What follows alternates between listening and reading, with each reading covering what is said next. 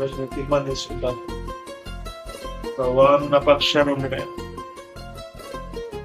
అయ్యా, నువ్వు నా పక్షాన ఉండి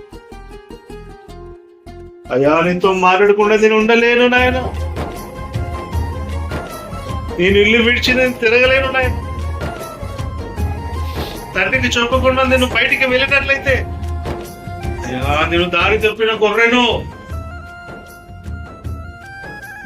నా ఇంటిలో నా తండ్రికి నా తల్లికి నేను చెప్పబెట్టకుండా నేను ఇంట్లో నుంచి వెళ్ళినట్లయితే నీ సన్నిధిని విడిచి వెళ్ళినట్లే, నీ ఇంటిని విడిచి వెళ్ళినట్లే. ఎందుకనగా ఆజ్ఞ అతిక్రమం పాపం కనుక తల్లిదండ్రులు గౌరవించాలి.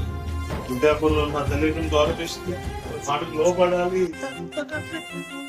మరి మమ్మల్ని పుట్టించిన తల్లిదండ్రులకి అంత గౌరవించినట్లయితే సర్వాన్ని సృష్టించిన సృష్టికర్తవు నీవు. మరి నీతో మాట్లాడకుండా మేము ఉండగలమా నాయన? ఒకవేళ ఉంటున్నట్లయితే అయ్యా, మేము బ్రతకలేకుండా ఉండిపోతున్నాం. మేము అయ్యా, మా గుండె దిగులుగా ఉందేమో. మా గుండె గుడిలో నీవు నివసించు.